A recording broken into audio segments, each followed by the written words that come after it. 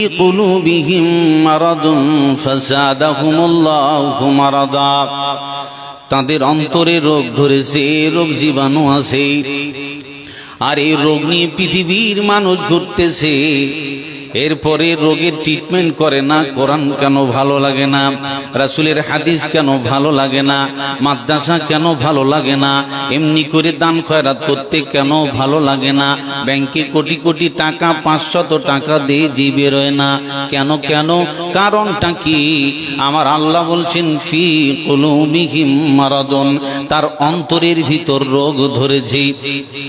এই রোগ নিয়ে আপনি সারা পৃথিবীতে চলাফেরা করতেছেন, একবারও চিন্তা করলেন না আমার আব্বা অসুখ হয়েছে, আমি এখন মালদায় ডাক্তার দেখালাম, বহরমপুর দেখালাম, তবুও কাজও হলো না। এখন কলকাতা পিজিতে যাব, তবুও কাজও হলো না। আমি এখন ব্যাঙ্গালোর যাব, আমার আব্বাকে সুস্থ করে নেব। আপনি যদি শারীরিক রোগী বলে আক্রান্ত হয়ে যান তাহলে ঠিক থাকবে না। আমার আব্বাকে ঠিক করা লাগবে, মাকে ঠিক করা লাগবে। ডাক্তার বাবু কত টাকা লাগবে? আমার ছেলেটাকে সুস্থ করে দাও। পৃথিবীর বুকে যদি মানুষ রোগে আক্রান্ত হয়ে যায়, টাকা চলে যাক মায়া নাই, কারণ হলো সুস্থ হতে হবে। যে মানুষ সুস্থ নয় তার জীবনে আনন্দ আর নাই। আমার আল্লাহ তাবারাক ওয়া তাআলা তিনি বলছেন তোমাদের মনের ভিতর রোগ ধরে আছে, এখন ওই রোগের ট্রিটমেন্ট করছো না। পৃথিবীর বুকে অসুখ হলে পরে ডাক্তার তুমি দেখিয়ে দিলে, কিন্তু জালসা মাহফিলে বসে ওয়াজ শুনবো, ব্যাপারটা কি, কি রোগ আমারে ধরেছে শুনতে ভালো লাগে না কেন? অরুচি কেন? অমনোযোগী আমার কেন? আমাকে মার্কেট ভালো লাগে, গান বাজনা ভালো লাগে, ঘুরতে ফিরতে ভালো লাগে, খেলাধুলা আমায় ভালো লাগে। আমার মনে রোগ ধরে আছে, আর এই রোগের ট্রিটমেন্ট আপনি করেন না। আমার আল্লাহ তাবারাক ওয়া তাআলা বলেন এইভাবে করে যদি সারা জিন্দেগি আপনি রোগে আক্রান্ত হওয়ার পর মসজিদে যাবেন, মন টিকবে না। মসজিদে মিটিং হলো, আজান হলো, আর থাকবে না, কারণ এখন নামাজ পড়া লাগবে। বন্ধুরে আমার আল্লাহ বলছেন মনের ভিতরে রোগ ধরে আছে, আর এই রোগ ট্রিটমেন্ট না করার কারণে দিন দিন রোগ বাড়তে আছে, বাড়তে আছে, বাড়তে আছে, বাড়তে আছে। এই জন্য আমার আল্লাহ বলেন শুনে লাও, যদি তোমার বিবেকের রোগটা তুমি যদি পৃথিবীর বুকে সেরে না নাও, তাহলে আমার আল্লাহ বলছেন ওয়ালাহুম আযাবুন আলীম, তাদের জন্য রয়েছে বেদনাদায়ক শাস্তি। তোদের ট্রিটমেন্টটা জাহান্নামের আগুন দিয়ে আমি আল্লাহ করে দেব। এই রোগ জীবাণু সারা রাখতেই ব্যবস্থা আছে, তার নাম জাহান্নাম। এখন আপনাকে বলি, মনে যদি আপনার ঈমানি অসুখ থাকে, কোরআন হাদিসের কথা ভালো লাগবে?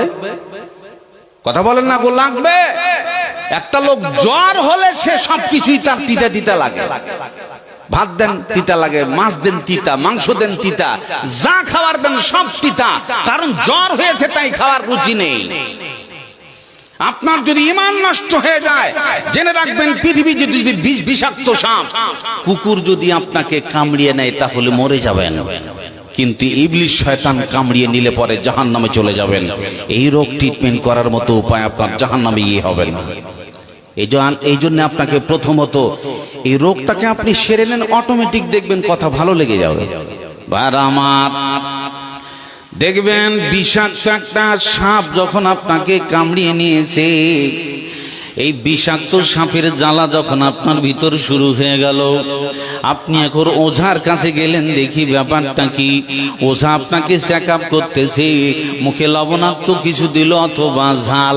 যখন আপনার বিষাক্ত অবস্থায় মুখে কিছু দেবে, বিষ যদি উঠে যায় তাহলে সবকিছুই পানি পানি লাগবে। তার মানে বিষাক্ত সাপ যদি আপনাকে কামড়িয়ে নেয় তাহলে পরে ওই বিষ জীবাণু চতুর্দিকে ছড়িয়ে যাওয়ার কারণে ওর মুখে আপনি যা দেবেন সবটাই পানি পানি লাগবে, পানি পানি লাগবে, স্বাদ বুঝতে পারবে না। আমার আল্লাহ তাবারাক ওয়া তাআলা তিনি বলছেন কোরআনে ইন্নাশ শাইতানা লিল ইনসানি আদুউম মুবিন, নিশ্চয়ই শয়তান মানুষের প্রকাশ্য দুশমন। ওরে জেনেলে গোটা বিশ্বের মানব জাতিকে আমি আল্লাহ সতর্ক বার্তা জারি করে দিয়েছি, শুনেলে তোদের প্রকাশ্য দুশমন। যে চায় তোকে জাহান্নামের আগুনের সাথে করে নিয়ে থাকবে, যে তোমাকে চায় একসাথে করে যাত্রায় নিয়ে যাবে, যে তোমাকে মসজিদ থেকে বের করে দেবে, যে তোমাকে জেনার আড্ডায় নিয়ে চলে যাবে, যে তোমাকে তাসের আড্ডায় নিয়ে যাবে, যে তোমাকে ফ্রি ফায়ার খেলাবে, যে তোমাকে পাবজিতে ব্যস্ত করে দেবে। ও আর এমন কিছু নয়, আমি আল্লাহ সিল মেরে দিয়েছি আর গোটা বিশ্বের মানব জাতিকে জানিয়েছি। তোরা কান খুলে শুনে নে, আমি আল্লাহ বলতেছি শুনেলে, নিশ্চয়ই শয়তান মানুষের প্রকাশ্য দুশমন। ওরে জেনেলে ওই ইবলিস নামক বিষাক্ত সাপে যার ইমানে, যার বিবেকে, যার দিলে ঠোকর মেরেছে, ওকে আপনি যখনই কোরআন হাদিসের কথা বলবেন সব কিছুই তার পানি পানি লাগবে, তিতা তিতা লাগবে, অরুচি লাগবে, স্বাদ লাগে না। কোরআনের কথা বলবেন ভাল লাগে না, রাসূলের কথা বলবেন ভাল লাগে না, কারণ ইবলিস নামক বিষাক্ত সাপ আপনার বিবেককে কামড়িয়ে খেয়ে খেয়ে বিষে জর্জরিত করেছে বলে আপনার পৃথিবীর সব কিছু তিতা তিতা লাগে। এই জন্য দেখবেন ইসলামী সব জায়গায় এখন শূন্য। তদন্ত করে দেখেন, আজকে যদি এখানে একটা গায়িকা আসে জায়গা দেওয়া যাবে না। এমনি করে আপনার নায়ক নায়িকা যদি আসে, তাকে সাংবাদিক চতুর্দিক থেকে ভিড় জমিয়ে দেবে, পাবলিক ঠেলা যাবে না। এখনকার বর্তমান যুগে যদি একটা নায়িকা আসে, পার্শ্বে দাঁড়িয়ে ছবি তুলতে পারলে আমি বড় ভাগ্যবান, এটা মানুষ গৌরবান্বিত করে। কারণটা কি, ব্যাপারটা কি? আপনার বিবেকটা পুড়ে আছে। দেখেন, আপনি মার্কা দেখতে সুন্দর, আপনি কিন্তু মানুষ, আপনার চেহারা সবকিছু ঠিক আছে, আপনার মার্কা ঠিক আছে, কিন্তু আপনার বিবেক নষ্ট হয়ে যাওয়ার কারণে কোরআন হাদিসের কোনো রুচি তার ভিতর নেই। এই জন্য আমার আল্লাহ তাবারাক ওয়া তাআলা তিনি বলছেন কোরআনে, সাওয়াউন আলাইহিম আনজারতাহুম আম লাম তুনজিরহুম লা ইউমিনুন।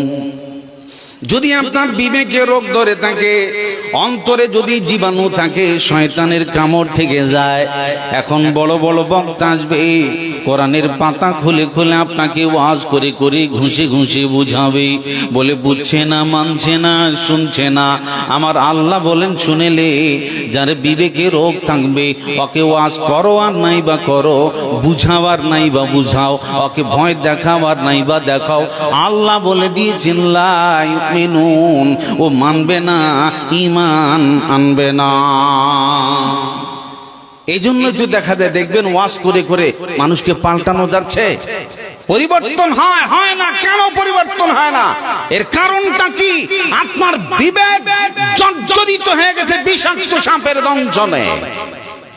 এই জন্য নগদ চাপাও, হাত পেতে নাও, বাকির খাতা শূন্য থাক, দূরের বাদ্য কিলাপ শুনে মাঝখানে যে বেদায় ফাঁক। এই বেলা ভাই মদ খেয়ে নাও, কাল নিশীতের ভরসা কই, চাঁদিনে জাগিবে যুগ যুগ ধরি, আমরা তো আর রব না সই। সুতরাং দুফুটতি নচিন্তা, যেমন ইচ্ছা তাই করে মৌলবীরা ওয়াজ করে, প্যাক প্যাক করে বুঝায়, কবরের কথা বলে, জান্নাতের কথা বলে। এগুলো হবে কি হবে না, আর কি গ্যারান্টি আছে? এগুলো আমরা দেখতে পাই নাকি? পরকালের খাতা শূন্য থাক, যার কারণে এই টেনশন নেওয়ার কারণে মনের ভিতর মানুষের রোগ থাকার কারণে ওয়াজ করতেছে, মাদ্রাসার কমিটি প্রতি বছরে জালসা ডাকছে, মসজিদে ওয়াজ হচ্ছে, কিন্তু আপনাকে পাল্টা গেল না। আপনি মার্কাটা কেমন, আপনার আচরণটা কেমন, আপনার চরিত্রটা কেমন, আপনি কি ধরনের মানুষ, কি ধরনের মুসলমান? একটা হাদিস থেকে আপনাদেরকে উদাহরণ দিচ্ছে, ভালো করে কান লাগাবেন।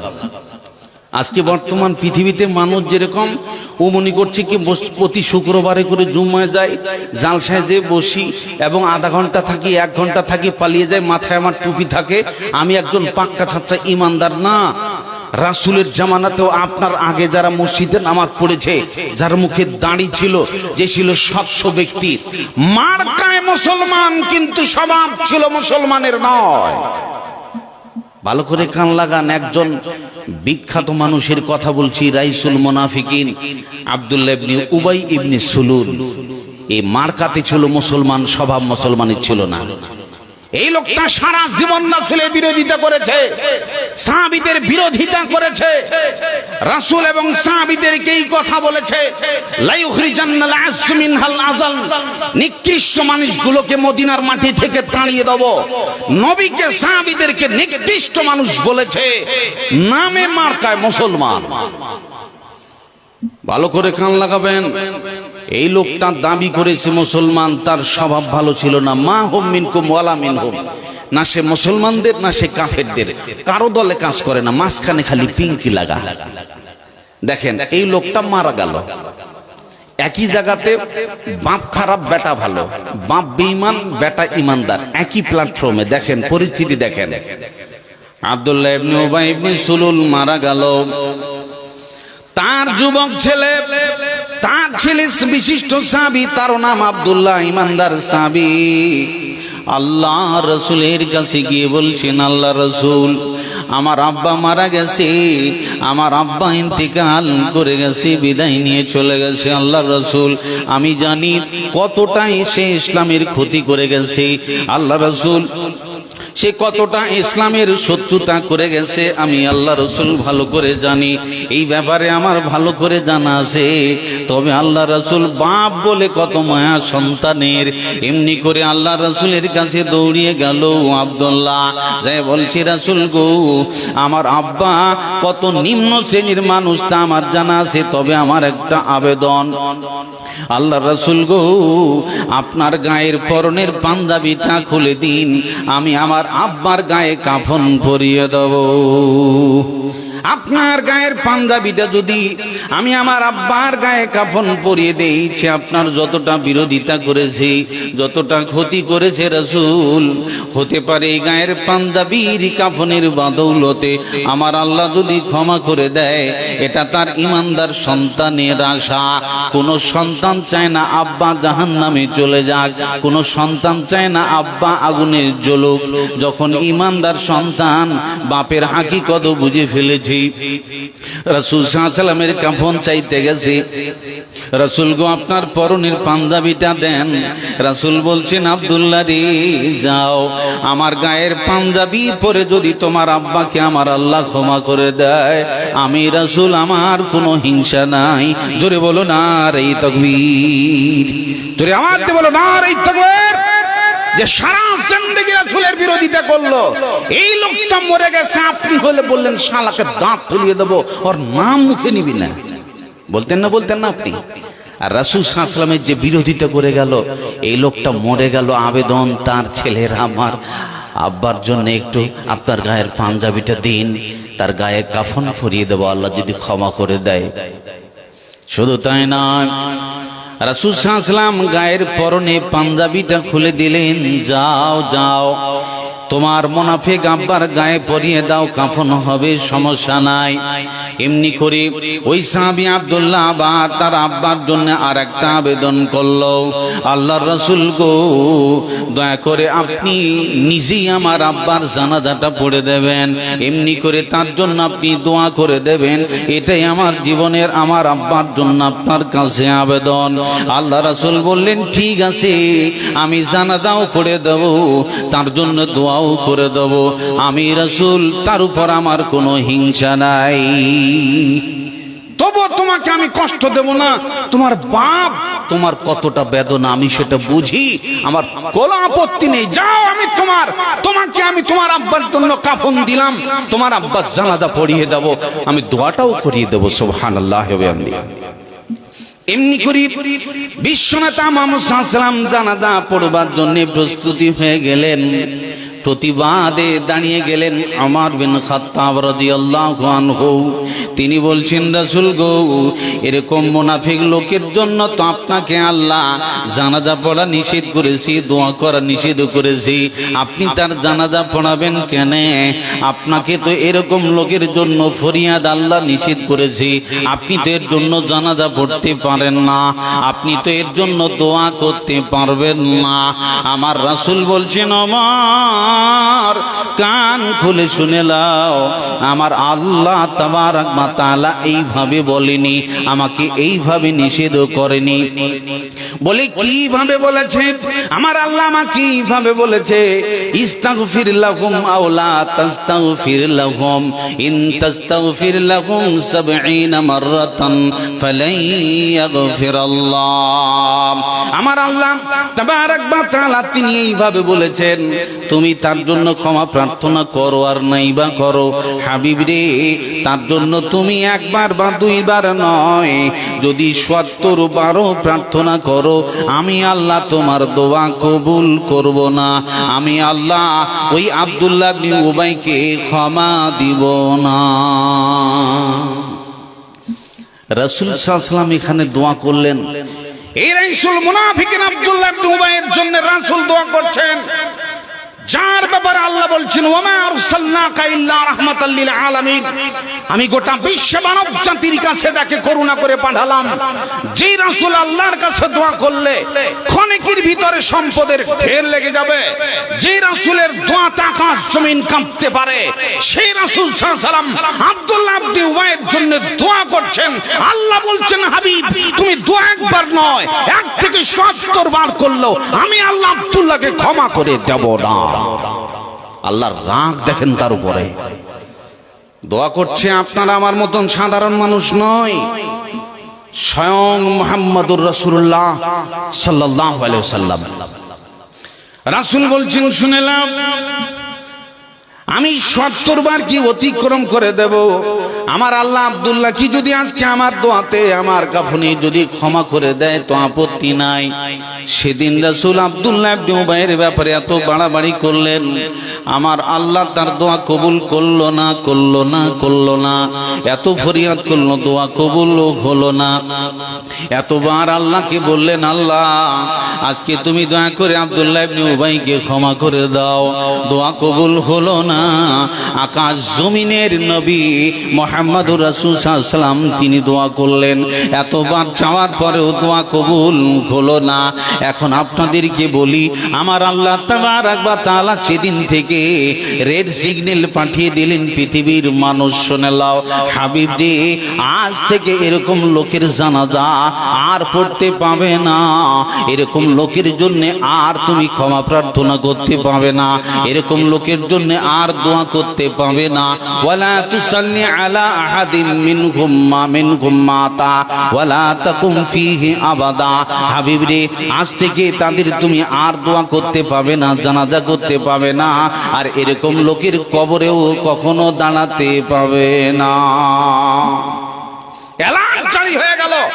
তার মানে একবার আপনি জেনে রাখবেন ভালো করে, সেই সময়কার ইসলামের শ্রেষ্ঠ দুশমন আব্দুল্লাহ ইবনে উবাইয়ের রাসূল নিজে জানাজা পড়িয়ে দিলেন, নিজে তার গায়ের কাফন পরিয়ে দিলেন, অথচ রাসূল সাল্লাল্লাহু আলাইহি ওয়াসাল্লামের এই বরকত দেওয়ার পরেও, রাসূলের হাত দিয়ে জানাজা পড়ার পরেও কাজ কিছু হলো না। কারণ মালটাই ছিল ডুপ্লিকেট মাল, মালটাই ছিল নকল মুসলমান, মালটাই ছিল ধোঁকাবাজ মুসলমান, মার্কা ছিল, দাড়ি ছিল, কাটিং ছিল, মসজিদে যেত কিন্তু তার হৃদয়ের ভিতরে, দিলের ভিতরে একটা নোংরা পোকা ছিল, তার নাম মুনাফিকের রোগ। এটার কারণে রাসূলের দোয়াও তার জন্য কাজ হলো না। ভাইরা আমার, এই জন্য আমার আল্লাহ তাবারক ওয়া তাআলা তিনি বলছেন কোরআনে, সাওয়াউন আলাইহিম আনজারতাহুম আম লাম তুনজিরহুম লা ইউমিনুন। যদি আপনার দিলের ভিতর মুনাফিকি রোগ থাকে, তাহলে আমি ওয়াজ করব, কাজ হবে না, আপনাকে বুঝাবো, কাজ হবে না, আপনাকে কোরআনের পাতা পড়ে পড়ে বুঝাবো, কাজ হবে না। কারণ আল্লাহ বলেছেন লা ইউমিনুন, ওরা ঈমান আনবে না, আনবে না, আনবে না। কারণটা কি? ওই যে দেখবেন বেটি ছেলেরা, বেটি ছেলেদের ব্যাপারে যেরকম রাসূল বলেছেন, ইন্নাল মারআতা খুলিকাত মিন জিলাইন। আজকে যেমন আপনাকে ওয়াজ করে করে বুঝা গেল না, পৃথিবীর রঙিন পরিস্থিতিতে মানুষ পাগল হয়ে গেছে, সবাই নোংরামি পরিস্থিতি নিয়ে চলাফেরা করছে, যুবক ছেলেদের পরিস্থিতি দিন দিন পাল্টাচ্ছে, সবার হৃদয়ে পোকা। কেন বুঝে না? এই যে দেখেন এখনকার যুগে কত রকমের ফ্যাশন বেরিয়েছে, এখানে যতগুলো মানুষ আপনারা আছেন সবাই দেখবেন এখানে ওয়াজ শুনে চলে যাবেন। এই যুবক ছেলেটা রাস্তায় ঠান্ডায় কাতর হয়ে ঘোরাফেরা করবে, আবার সারা রাত নাইট খেলা খেলবে, এ সারা রাত ফ্রি ফায়ার পাবজি খেলবে। ওই ছেলেটাই আবার এখানে থাকতে পারছে না, কোরআন হাদিসের লোড নিতে পারছে না। এই ছেলেটাই যাকে যখন কোরআন হাদিসের কথা বললে রাগী আলাদা, মেজাজি আলাদা, তার কাটিং চুল, এখন যুবক ছেলে চুল বানাইছে, মাথার চুলে কাটিং করছে আনারস কাটিং, মাথার চুলের ডিজাইন বানাইছে ওটা আনারস। আবার কেউ মাথার চুলে লেখছে আই লাভ ইউ, মাথার চুলে ওই যে খেলোয়াড়দের ডিজাইন মানে। কত ডিজাইন নেবেন আপনি? এখন দেখবেন ওই যে দেখছেন ফ্যাশন উঠেছে, আর একটা ছেলেরা ভালোবাসার জলে ছেলে মেয়ে হাত ধরে তার হাতের উপর গরম চা ঢালতেছে। এই যুবক ছেলেটা দেখেননি আপনারা? দুইজন ছেলে মেয়ে প্রেমের জোর কত, প্রেমের কত জোর, তার মানে এমনি বিশ্বাস পায় না। দেখি এ চা গরম চা দিবে, দুজনে ধরে থাকবো, পালাপালিতে এখানেই বোঝা যাবে। আমার মা বোনরা, এই পরিস্থিতির ঠেলাতে সোশ্যাল মিডিয়াতে এইসব ভাইরাল হচ্ছে, যার কারণে যুবক ছেলে মেয়ে হাত ধরে আছে, আর এই নোংরা হাতে নাপাক হাতে তাদের উপর গরম চা ঢেলে দিয়ে জাতির সামনে তুলে ধরছে, দেখো আমাদের ভালোবাসার পীড়িত কত জোরালো। প্রিয় ভাই সব, আমার মা বোনদেরকে বলি, যুবক বোনেরা, এই যে দুটো হাত ধরে যে তুমি গরম চা হাতে ঢেলে নিলে না, তুমি জানো রাসূল সাল্লাল্লাহু আলাইহি ওয়াসাল্লাম নিষেধ করেছেন নারীদের কপ মুখে মেরো না, কারণ মুখের স্কিনটা নষ্ট হয়ে গেলে স্বামী তোমাকে ভালোবাসবে না। দুই হাত ধরে দুইজনে যখন গরম চা ঢালছে, ছেলের হাতের মেজাজ আর মেয়েদের হাতের মেজাজ আল্লাহ ভিন্ন বানিয়েছেন। দুইজনাকে আল্লাহ আলাদা বানিয়েছেন। মেয়েদের শরীর হয় মোলায়েম নরম, আপনার শরীরে যে গরমটা লোড নেবে মেয়ের শরীরে তা নিবে না। এখন দুইজন ছেলে মেয়ে এইভাবে হাত জড়িয়ে ধরে যে ওর উপর গরম চা ঢেলে দেয়, টুক করে মেয়ের নরম হাতটা পুড়ে গেল।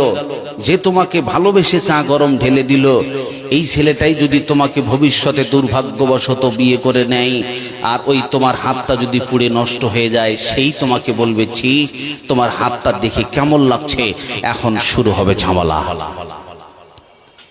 এই জন্যে ইবলিসের পাল্লায় পড়ে খবরদার এসব ফাজিলামো করো না। রাসূল নিষেধ করেছেন ফাত্তাকুন নার, জাহান্নামের কঠিন শাস্তির থেকে বাঁচো, জাহান্নামের আগুন থেকে সাবধানতা অবলম্বন কর। তুই জাহান্নাম নিজের হাতে ঢালিস কেন? কি বলেন, এরকম হচ্ছে না, হয় না? পরিস্থিতি পাগল করে দিয়েছে মানুষকে। সবকিছুর মূল কারণ সবার ইমানে পোকা ধরা আছে। এবার আপনাদেরকে আমি বলি, আজকে আপনাদেরকে এত ওয়াজ করে করে করে করে করে করে বোঝা যাচ্ছে না কেন, তার একটা উদাহরণ দিচ্ছি আপনাদের কাছে রাসূলের হাদিস থেকে। আমার রাসূল বলছেন, শোনাম, ইন্নাল মারআতা খুলিকাত মিন জিলাইন। আমার রাসূল সাল্লাল্লাহু আলাইহি ওয়াসাল্লাম বলছেন, নারীদেরকে বাম পাঁজরের বাঁকা হাড় দ্বারা আমার আল্লাহ সৃষ্টি করেছে। তার মানে বেটি ছেলেদেরকে বাম পাঁজরের হাড় দিয়ে তৈরি করা আছে, ওরা জীবনেও সোজা চলবে না। এখন আপনারা বলেন, মেয়ে ছেলেদের সৃষ্টিটাই হলো বাম পাঁজরের বাঁকা হাড় দিয়ে। আচ্ছা, 3 চাকা ভ্যান আপনারা দেখেছেন তো? দেখেন নাই? ওই যে 3 চাকা ভ্যান আপনি দেখবেন, এখান থেকে আপনি চালাতে লাগলেন যে চুয়াপুকুর থেকে নিয়ে যাবো ওকে লালগোলা, বলে ঠিক আছে। এখন গাড়ি, নতুন গাড়ি নেওয়ার পর বলছেন, এই গাড়ি শোন, এখান থেকে লালগোলা পর্যন্ত যাবি, উলট পালট করবি না বেটা, সোজা মতো চলবি। আচ্ছা, এই 3 চাকা ভ্যান আপনি নতুন কিনে নেওয়ার পর যদি গাড়িকে বলেন বেটা টাল হবি না, লালগোলা পর্যন্ত যাবে? কথা বলেন না গো, যাবে? একটু গেলে বাম দিকে টানবে, একটু গেলে খালি বাম দিকে টানবে, কারণ ওকে কোম্পানির থেকেই এরকম টাল গাড়ি তৈরি করেছে। ওকে সোজা করে করে করে করে নিয়ে লালগোলা যেতে হবে, নাহলে জীবনও সোজা করতে পারবে না। ভাইরা আমার, আজকে আপনি বিবাহ করেছেন, আপনার নতুন বিবাহ হলো, তরুণ যুবক, নতুন বিবাহ করে নিয়ে আসার পরে বাসর রাত্রিতে বিবির হাত ধরে বলছে, শোনাও, আমি তোমার মতো টিড়ি গাড়ি কিনে ফেলেছি, তুমি তো আমার বিবি। ওরে বিবি রে, শুনেলে দুজনাই মিলে সংসার করব, দাম্পত্য জীবন চালাবো, তবে শুনে নাও দুইজনার ভিতরে যেন ঝামেলা না হয়। তোমাকে বারবার করে রিকোয়েস্ট করছি আমার প্রেমিকারে, ওরে আমার বিবি রে, দুজনায় মিলেই সুখের আনন্দের জীবন কাটাবো, সামনে ঝামেলা পাকাবি না। গাড়ি এইভাবে যদি আপনি আপনার স্ত্রীকে বাসর রাত্রিতে বুঝান, 8-10 দিন যেতে না যেতে আপনার বিবি নামক গাড়িটা টাল হয়ে যাবে, মুখ বেঁকা করে আসে, কথা বলে না। কি বলেন, হয় না? হয় না গো? আপনি যে বিবাহ করে নিয়ে আসলেন, ওকে বাসরাতে যদি বুঝিয়ে বলেন, এই বাঁকা চলবি না সোজা চলবি, চলবে? সবাই জানে বউ কি ধরনের গাড়ি, আমরাও বুঝি ভালো করে বউ কোন খাতারনাক গাড়ি। এই জন্য এর নাম আমি ভোটভটি দিছি, বেটি ছেলের নাম। এই বাড়িতে যদি খালি স্টার্ট নিয়ে নেয়, কপাল খারাপ। Bat bat bat bat bat bat করে বকতে আসে, ওর মুখে থামে না, খাতারনাক গাড়ি। এই গাড়িটাকে আপনি বলছেন সোজা চলবার জন্য, জীবনে চলবেও? হাজারো চেষ্টা করেন, জীবনেও চলবে না। কেন চলবে না? 8 দিন গেল ফির মুখ বেঁকা করে বসেছে, কথা বলে না। 10 দিন গেল ফির মুখ বেঁকা করে বসেছে, কথাই বলে না। কারণটা কি ভাইরা আমার? কারণটা হলো আমার রাসূল বলেছেন যে কোম্পানি, এমন কোম্পানির থেকে তাদেরকে তৈরি করা আছে।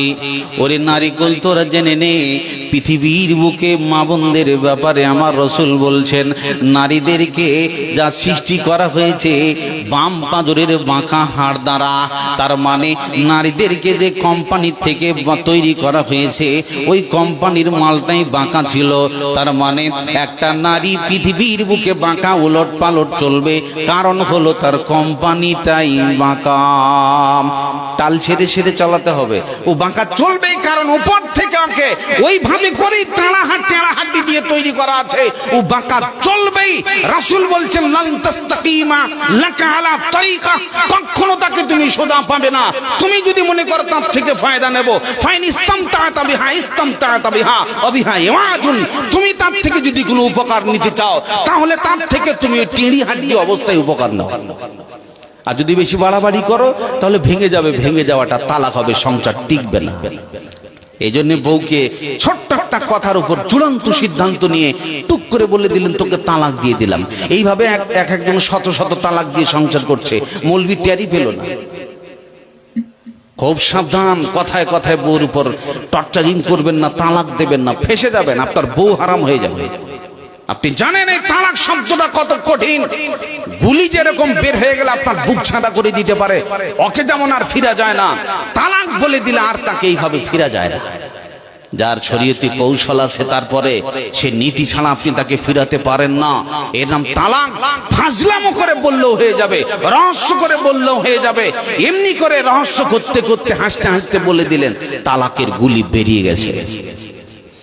এই জন্য পাবলিক বোকা আছে, অনেকে মনে করে মৌলভী সাহেব আমি বিয়ে করে নিয়েছি, বউ কেমন এরকম জেদি হয়, বউ কেমন এরকম টেড়ি হয়, বউ কেমন এরকম চলে। অবাক কথা, আপনার মাথাটা খারাপ আছে। আপনাদের মধ্যে আমাদের মধ্যে তফাৎ হলো এই, আপনারা বলে বেড়ান, আর আমরা মৌলভী চালা খালে বউয়ের কথা বলি না, তাই আমরা জানি ও কোম্পানিটা কত টেরা। জীবনে বউর সাথে লাগবেন না, পারবেন না। ওই যে ঠান্ডার রাত, বউ এমন জেদি, খালি একটা উদাহরণ দিচ্ছি আপনাদের কাছে, জেদি হলে আপনি যদি লাগেন কতটা ফেসে যাবেন। তো ঠান্ডার রাত, বউ রেগে গেছে একটু স্বামীর উপরে, দুজনে কথা বলে না, টাল গাড়ি, এও কথা বলে না, ও কথা বলে না। এখন সকালবেলাতে স্বামী একটু চুলহায় তাপ নেবে, তো চুলহায় বসেছে, স্বামীর লুঙ্গিতে আগুন ধরে গেছে, পার্শ্বে কিন্তু বউ বসে আছে। ও দেখতে পেয়েছে যে স্বামীর লুঙ্গিতে আগুন ধরেছে, কথা বলে না, কত টেঁড়ি। এরপরে বউ দেখছে তার চোখে পরিস্থিতি ভালো নয়, আবার দেখছে যে লুঙ্গির আগুনের ভোল্টেজ কিন্তু বাড়ছে।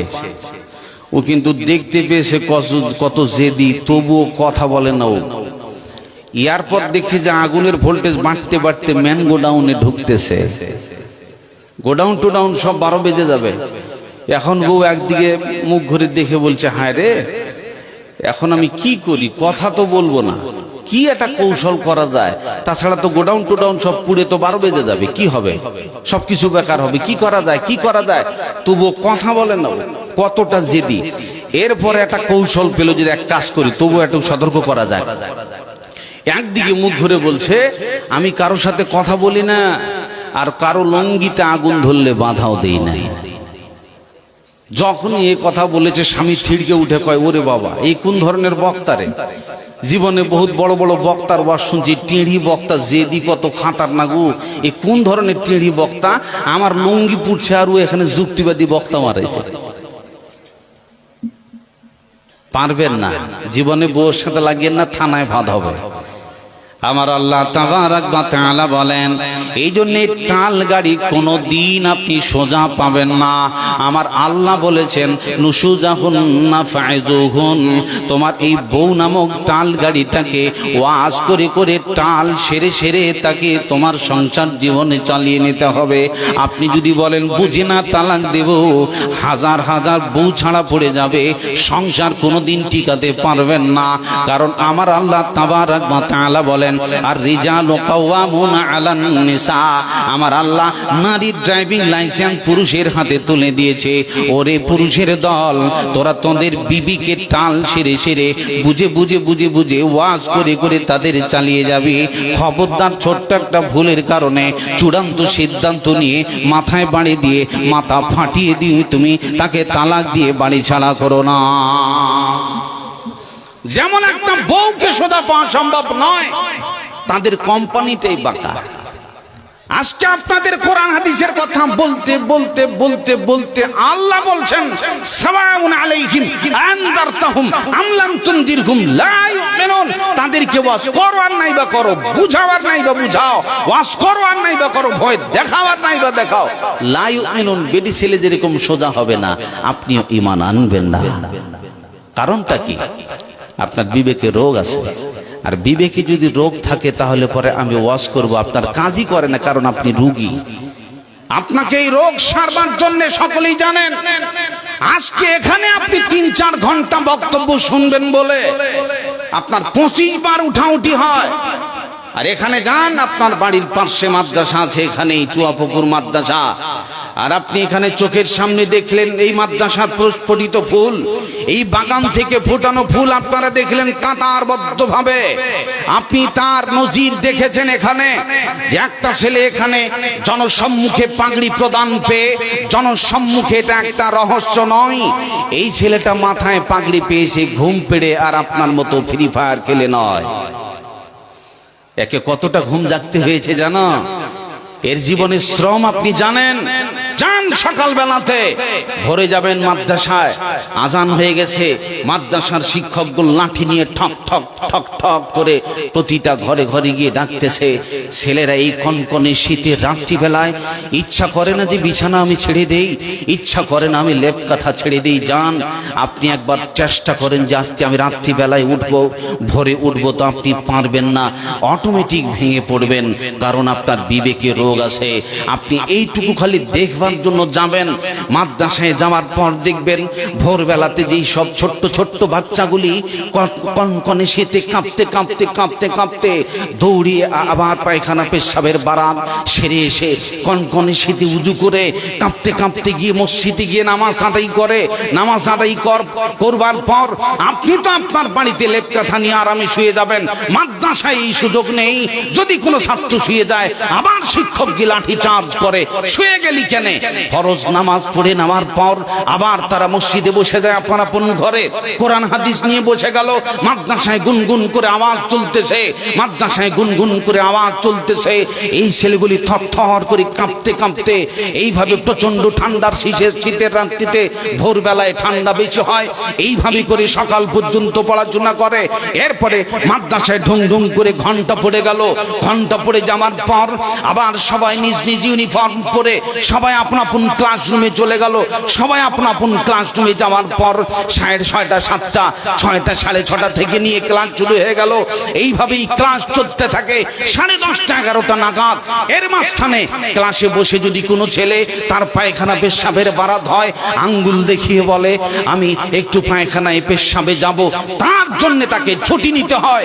মনের মতো স্বাধীনভাবে যাবেন এরকম সুযোগ নেই। এইভাবে করে তার জীবন কাটে 10, 12, 14 বছর। এইভাবে প্রতিনিয়ত রেগুলার ক্লাস করে পড়াশোনা করে করে থরথরে কাঁপতে কাঁপতে বড় বড় আলু খেয়ে খেয়ে সারা জীবনকে বিসর্জন দিয়ে তার জীবনের মূল সময়টাকে আনন্দ উল্লাসকে পাক মেরে ফেলে দিয়ে এইভাবে পড়াশোনা করার পর আজকে আপনার চোখের সামনে তারা পাগড়ি পেল, এখন তারা জাতির সামনে কথা বলে। 12-14 বছর কাঁপতে কাঁপতে পড়ল। এখন আপনি বলেন, আপনি যদি মনে করেন যে আজকে চুয়াপুকুর মাদ্রাসার প্রেমে আমি এখানে রাত 1টা পর্যন্ত 12টা পর্যন্ত জালসা শুনবো সন্ধ্যা থেকে, তাহলে জেনে রাখবেন আজকের একটা রাত যদি মাদ্রাসার প্রেমিকা উঠি না হয়, তাহলে একটা মৌলবীর 12-14 বছর জিন্দেগির একদিনের ক্লাস হবে। কতটা শিখে ফেলেছেন আপনি? আপনাকে এখনই দাঁড় করে দিলে পরে আমি আপনাকে এতটুকু দেখতে পাবো, আপনার পোশাক ঠিক নেই। আপনাকে যদি এখনই বলি উজুটা করো দেখি, 25 রকমের ভুল হবে। কত লোককে দেখতেছি মসজিদে বয়স 60 বছর এখন উজু শেখেনি, নামাজের ভিতরে বাই সরে গেছে, কি করতে হয় তা তার মাসলা জানা নেই। বয়স 60 বছর, আপনি জীবনে কি করলেন? আপনার জীবন কি দিয়ে পাল্টালেন? এত তাড়াতাড়ি চূড়ান্ত সিদ্ধান্ত নিলেন কেন? মাদ্রাসার কর্তৃপক্ষ একটা জালসা ডাকে, তার খরচ জানেন আপনি? আজকে যান এখানে হোটেলে কতগুলো ভাত খেয়ে শেষ করে দিল লোক। যান একটা চায়ের দোকানে শুনছি 1-1.5 লাখ টাকা বিক্রি করে। কত টাকা এখানে আজকে খরচ হয়ে যাবে? টাকা খরচ হলো, সময় চলে গেল, অথচ আপনি কতটুকু পরিবর্তন হলেন এর নজির কিন্তু নেই। সব জায়গাতেই ঠিক আছে, কিন্তু একটাই সমস্যা, কোরআন হাদিসের কথা বলতে গেলে আপনার বিবেক জ্বলে যায়, কারণ আপনার ইমানি গোলমাল আছে, আপনার মনের ভিতর অসুখ আছে। এই অসুখটা না সারা পর্যন্ত আপনি যখন সুস্থ হয়ে যাবেন, সুস্থ হয়ে যাওয়ার পর যখন আপনাকে আমি খেতে দেবো পক করে খেয়ে নেবেন।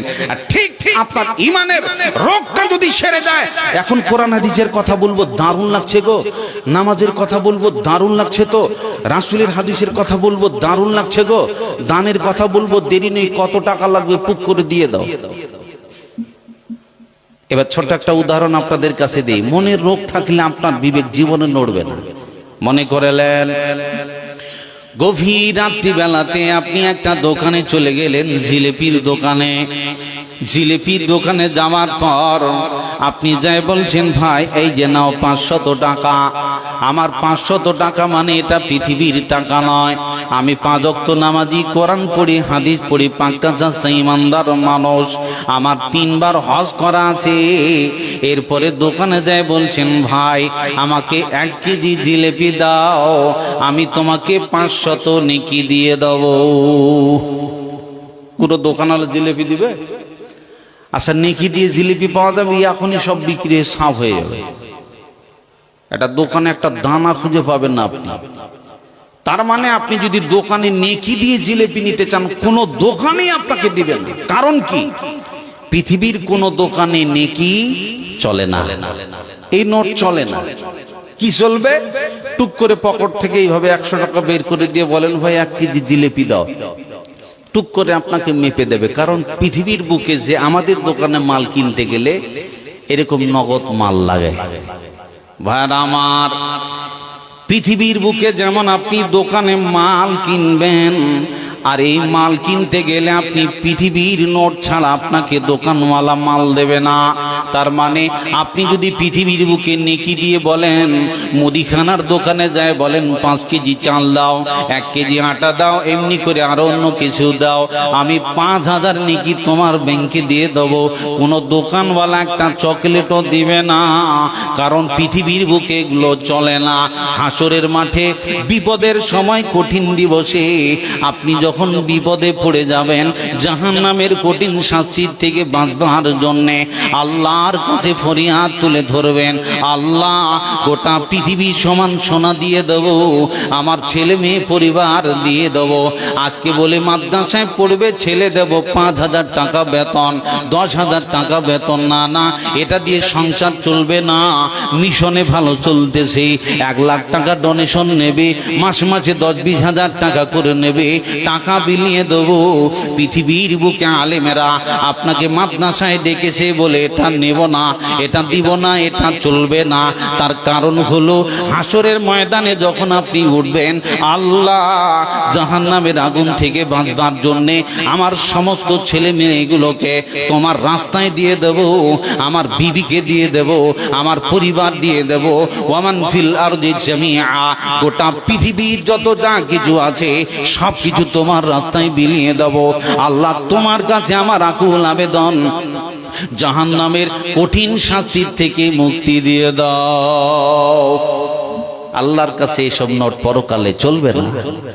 হে আল্লাহ, আজকে জাহান্নাম থেকে বাঁচবার জন্য পৃথিবীর সমস্ত সম্পত্তি তোমাকে দিয়ে দেব, যা আছে সবকিছু দিয়ে দেব। আল্লাহ, জাহান্নামের শাস্তির থেকে মুক্তি দাও। পৃথিবীর এই নোট চলবে না, ওখানে নেকি দেখাতে হবে। যদি আপনি নেকি না বের করতে পারেন, তাহলে সেখানে আপনার মুক্তির কোনো সুযোগ নেই। এর নাম পৃথিবী। এখানে জেনে রাখবেন ভালো করে, কেন তাহলে পরে মানুষের বিবেকে এটা ধরে না। আপনারা সকলেই জানেন পক্ষাঘাত একটা রোগ আছে, মন মস্তিষ্কের পক্ষাঘাত। পক্ষাঘাত প্যারালাইসিস রোগ। এই রোগের বৈশিষ্ট্য হলো এক দিকটা নষ্ট হয়ে যায়। মনে করে নেন কারো প্যারালাইসিস হয়েছে, তো এক দিকটা পড়ে গেছে, উপর দিকটা ভালো আছে, উপর দিকটা নষ্ট হয়ে গেছে, তো নিচ পর্যন্ত ভালো আছে, লোকটা পঙ্গু। এর নাম প্যারালাইসিস রোগ, পক্ষাঘাত।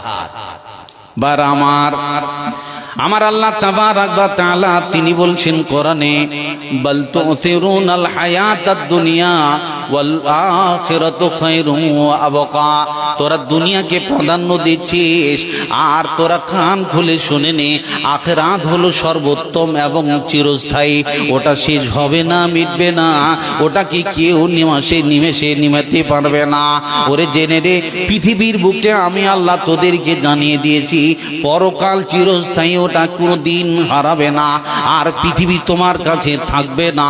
আপনি যদি বলেন আমি পৃথিবীকে ধরবো, ফেরাউন সব ছেড়ে চলে গেছে, রাখতে পারেনি, পালিয়ে চলে গেছে। এমনি করে নমরুদ, কারণ সাদ্দাত, হামান, যারাই পৃথিবীতে এসেছে সব ছেড়ে পালিয়ে চলে গেছে। আপনার বাপ ছিল, সেও চলে গেছে, আপনার দাদা ছিল, সেও চলে গেছে। পৃথিবীর বুকে যারা ছিল তারা সব কিছু ছেড়ে চলে গেছে, কেউ রাখতে পারে নাই। আল্লাহ বলছেন জেনে রে, ওয়ামাল হায়াতুদ দুনিয়া ইল্লা মাতাউল গুরুর। এই দুনিয়া সামগ্রী, ধোঁকা, প্রতারণা ছাড়া কিচ্ছু নয়, কিচ্ছু নয়, কিচ্ছু নয়। কচুর পাতার উপরে যেমন একটা পানি টলমল টলমল করে, ধরে রাখা যায় না, ঠিক তেমনি করে পৃথিবীকেও ধরে রাখা যায় না। একটা ঘৃণার পাত্র বলে বিশ্বনেতা মুহাম্মদ সাল্লাল্লাহু আলাইহি সাল্লাম তিনি একদিন সাহাবীদেরকে শিক্ষা দিলেন। ওরে সাহাবী শুনলে, এই যে তোরা দেখ, রাসূল সাল্লাল্লাহু আলাইহি সাল্লাম তিনি একটা বাজারের পাশে দিয়ে যাচ্ছেন। আমি কালকেই মুসলিম শরীফে হাদিসটা পড়ালাম, ভাইরা আমার কান লাগায় শুনুন।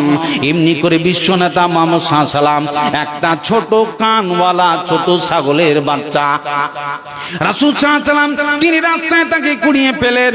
এই মরা ছাগল, ছোট কানওয়ালা ছাগলটির কান ধরে তিনি মার্কেটে নিয়ে আসলেন, আর সাহাবীদেরকে নগদ উদাহরণ দিয়ে বুঝালেন, ওরে তোরা কান খুলে শুনেলে দেখ, এই যে ছাগল, যে ছাগল আমাদের দেশে যেরকম দুরকম ছাগল আছে, একটা দেশি ছাগল কান ছোট, আর একটা রাম ছাগল বলে, ওই ছাগলের কান বড়। তার মানে যেটা রাম ছাগল ওর কান ছোট হলে পরে তাকে দেখতে খারাপ লাগবে, আর দেশি যেটা ছাগল, ছোট ছাগল, ওই ছাগলের কান বড় হলে দেখতে খারাপ লাগবে। সেই সময়ের পরিস্থিতিতে যেই ছাগল, ছোট ছাগল, বাচ্চা ছাগল, কান ছোট, এটা দেখতে বেশি ছাগল, কুৎসিত বাজে ছাগল, ছাগলের বাচ্চা। আমার রাসূল সাহাবীদেরকে নগদ উদাহরণ দিলেন, ওরে সাহাবী তোরা কান খুলে শুনলে যে দেখ, এই দ্বীপ ছাগলের বাচ্চাটা তোরা দেখতেছি, ছোট কান বেশি মরা ছাগল, আমি ছাগলটাকে আজকে বিক্রি করে দেবো। ওরে দেখ, 1 টাকা দিয়ে 1 দিরহাম দিয়ে বিক্রি করে দেবো। ওরে সাহাবী তোরা কেউ নিবি নাকি বল? সব সাহাবী উত্তর দিয়ে বলছেন, না রাসূল, এই মরা ছাগল আবার কে কিনবে? একটা ছাগল যদি মরে যায় তাহলে ওই ছাগলটা কি উঠিয়ে ফেলে দেবো, এটাই তো সমস্যা। এখন এই ছাগলটা কে কিনবে বলে মরা ছাগল, এটা তো কেউ কিনবে না। রাসূল বলছেন, দেখ টাকা লাগবে না, ফ্রি করে দেবো, কে নিবি বল? সাহাবীরা বলছেন, ফ্রি দিলেও তো কেউ নেবে না। আমার রাসূল এই মরা ছোট কানওয়ালা ছাগলটিকে দিয়ে প্রকাশ্য সাহাবীদেরকে নগদ উদাহরণ দিলেন আর জাতির সামনে বুঝিয়ে দিলেন, ওগো সাহাবী তোরা কান খুলে শোনেলে, এই ছোট রোগা ছাগল যার কান ছোট, দেখতে বেশি বাজে ছাগল এবং ছোট্ট মরা বাচ্চা, এই ছাগলের বাচ্চাটিকে যেমন কিনবার একটা খরিদ্দার নাই, আজ একটা এটাকে কেউ যেমন 1 টাকা দিয়ে কেউ কিনবার মতো নেই, এর কোনো খরিদ্দার যেমন পাওয়া যায় না, আমার রাসূল এই ছাগল থেকে জাতির সামনে উদাহরণ তুলে ধরলেন। ওরে সাহাবী শুনে নে, আজকে যেমন এই ছাগলের দাম নাই, মরা কুৎসিত বেশি ছোট কান, এর যেমন কোনো মূল্য নাই, এর যেমন কোনো দাম নাই, ঠিক আল্লাহর কাছে পৃথিবী এরকম একটা মরা ছাগলের মতো। কোনোদিন এই পৃথিবীকে কোনোদিন মুমিনরা কিনে নিতে চাইবে না, চাইবে না। যার কারণে বিশ্বনেতা মুহাম্মদ সাল্লাল্লাহু আলাইহি ওয়াসাল্লামের বাড়িতে চুলা জলে 28 দিন প্রায় চুলহা জ্বলেনি, না খেয়ে থাকলো কেন, জীবন কেন কেটে গেল? রাসূলের বাড়িতে মেহমান এসেছে, একটা খাবার দেবে, রাসূল পাঠিয়ে দিলেন, যাও আমার বিবিদের কাছে তদন্ত করো। সমস্ত বিবিদের কাছে গেল, আয়েশার কাছে বলেন খাবার আছে কি, বলে নাই, শুধু পানি আছে। সাফিয়ার কাছে গেলেন, বলে কিছু আছে কি, বলে না, শুধু পানি আছে। রাসূলের যতগুলো স্ত্রী আছে সবার কাছে তদন্ত হলো, খাবার একটা মেহমানকে দিবে, কারোর কাছে আছে নাকি? সমস্ত স্ত্রী বলে দিলেন না, শুধুমাত্র বাড়িতে পানি আছে। বন্ধুরে আমার, এরকম অভাবের জীবন তাদের গেছে, মেনে নিয়েছে কেন? আল্লাহর কাছে বলে দিলে পরে ক্ষণিকের ভিতরে বাড়িতে চাল ডাল বান্দাই হয়ে যাবে, চাল ডালের ঢিপু লেগে যাবে, কিন্তু নেয়নি কেন, চাইনি কেন? কারণ হলো পৃথিবীটা মরা ছাগল। এই পৃথিবী আল্লাহর কাছে কোনো দাম নাই। এই জন্য আল্লাহ পাক রব্বুল আলামিন এই পৃথিবীটাকে ধোঁকা বলেছেন। এই পৃথিবীর যদি একটা মাছির ডানার সমপরিমাণ দাম থাকতো, তাহলে আল্লাহ পাক কাফের বেঈমানদেরকে 1 ফোঁটা পানি পান করার সুযোগ দিতেন না। এই জন্য আপনি স্বাধীনভাবে চলতেন, ফামা হিলিল কাফিরিনা আমহিলহুম রুয়াইদা, কাফেরদেরকে আল্লাহ যথারীতি ঢিল দিয়েছেন, যা মনে ইচ্ছা তাই কর, টানটা মেরে দেব, তখন বিপদে পড়ে যাবে। ভালো করে কান লাগার, রাসূল সাল্লাল্লাহু আলাইহি ওয়াসাল্লাম বলছেন। এই জন্য আপনাকে পৃথিবীর মায়া লাগে আর পরকালের কথা ভালো লাগে না, কারণ আমার রাসূল সাল্লাল্লাহু আলাইহি ওয়াসাল্লাম বলছেন, শোনো, ইন্না ফিল জাসাদি মুদগাতান ইযা সালুহাত সালুহাল জাসাদু কুল্লুহু ওয়াইজা ফাসাদাত ফাসাদাল জাসাদু কুল্লুহু আলা ওয়াহিয়াল কলব। মানুষের শরীরের ভিতরে একটা মাংসের টুকরা আছে, ওই মাংসের টুকরাটা যদি ভালো সব ভালো, মাংসের টুকরাটা যদি খারাপ সব খারাপ। আমার রাসূল বলছেন, আলা ওয়াহিয়াল কলব, তার নাম হলো দিল, তার নাম হলো মন। যার দিল ভালো সব ভালো, যার দিল গোলমাল সব গোলমাল। রাসূল সাল্লাল্লাহু আলাইহি সাল্লাম তিনি বলছেন, তোমার শরীরে একজন ম্যান মিটার আছে, তার নাম দিল। এই দিল যদি তোমার ঠিক থাকে, সব দেহটাকেও ঠিকভাবে চালিয়ে নেবে। আর মনেই যদি তোমার পোকা থাকে, গোটা পৃথিবীতে তোমাকে কেউ বোঝাতে পারবে না। এই জন্য রাসূল তিনি বলেছেন, আত-তাকওয়া হা হুনা, পরহেজগারি এখানে, এখানে। তোমার দিল ঠিক করো। ওয়াই উশিরু ইলা সাদরিহি সালাত মাররাত, তিনি দিলের দিকে 3 বার করে ইঙ্গিত করলেন, এই যে দেখো এখানে, এই জায়গাটা ঠিক করো, এই জায়গাটা ঠিক করো, এটার নাম তাকওয়া। এই জায়গাটা যদি ঠিক করো তাহলে অটোমেটিক তোমার সবকিছু ঠিক চলবে। ভারতবর্ষের কলিজার টুকরা, তার নাম নরেন্দ্র মোদী। ভারতবর্ষের দিল, তার নাম নরেন্দ্র মোদী।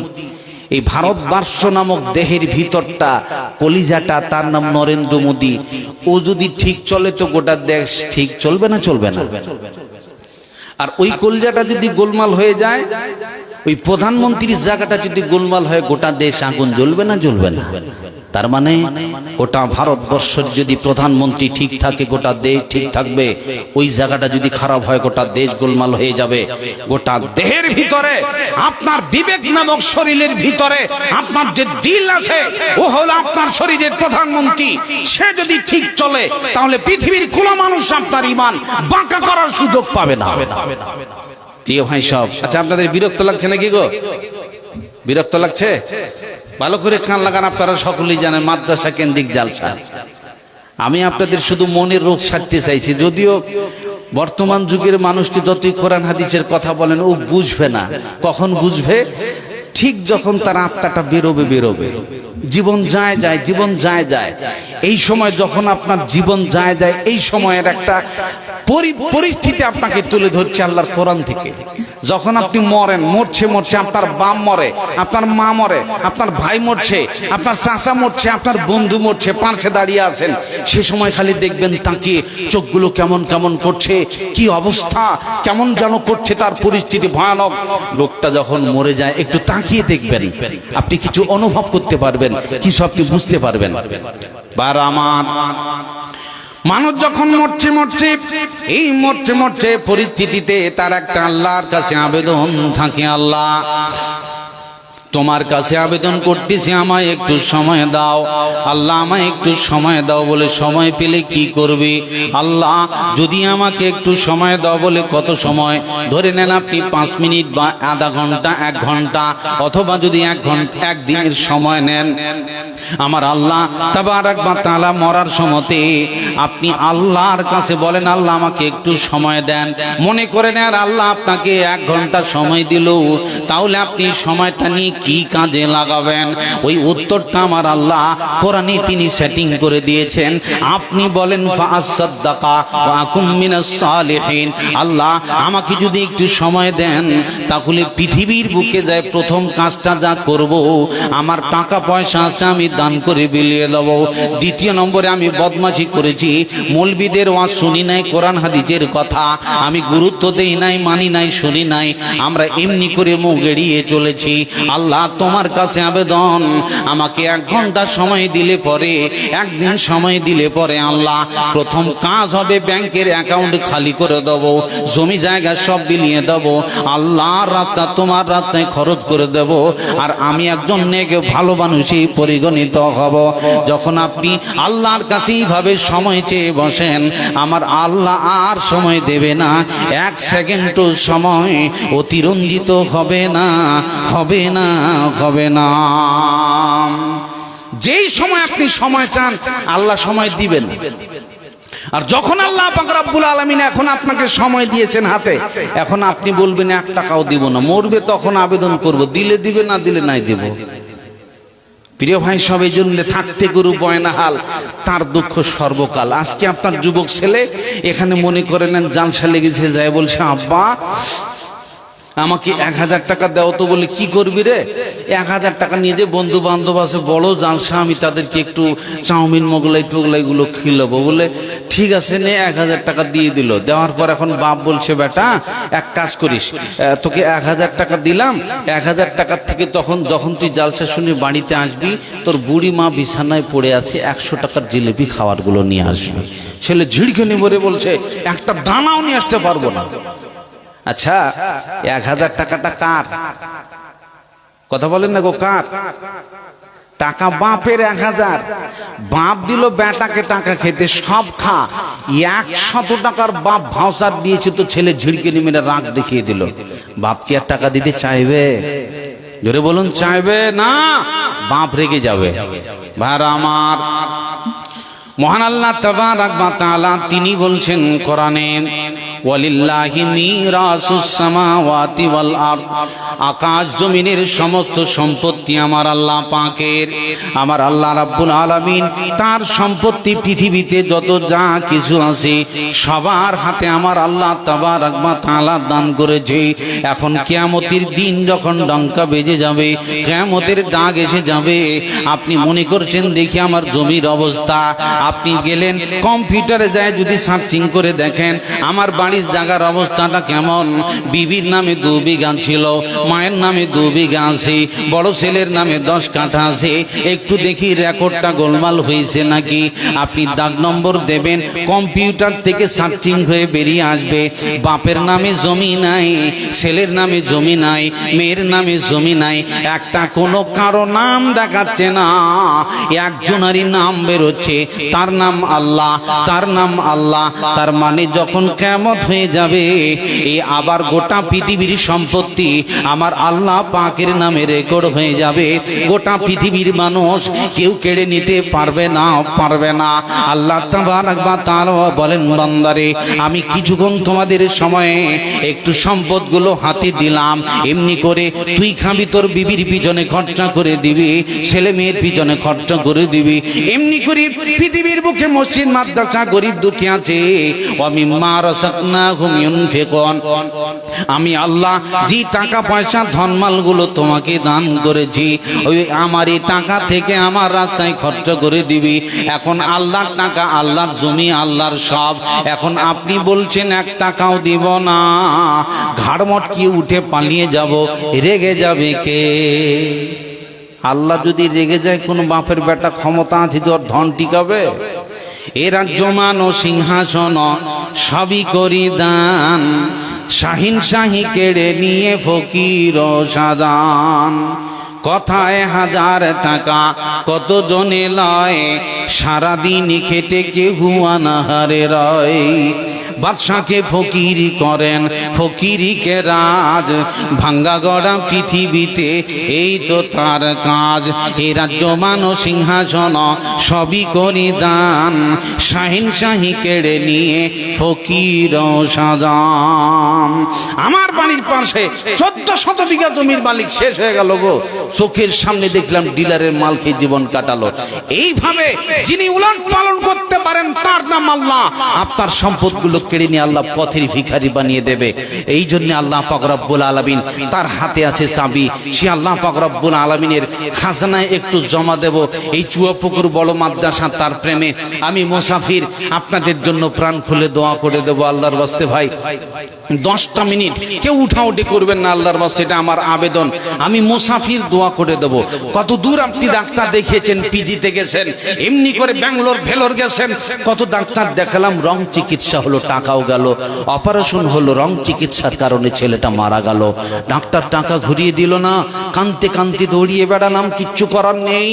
যার চিকিৎসায় কোনো দিন ভুল হয় না তিনি হচ্ছেন আমার আল্লাহ পাক সুবহানাহু ওয়া তাআলা। এই জন্য সে আল্লাহর কাছে একটু ভিক্ষা চেয়ে দেব। রাসূল বলেছেন মুসাফিরের দোয়া কবুল হয়, এই গ্যারান্টি কার্ড পৃথিবীর কেউ দিতে পারেনি।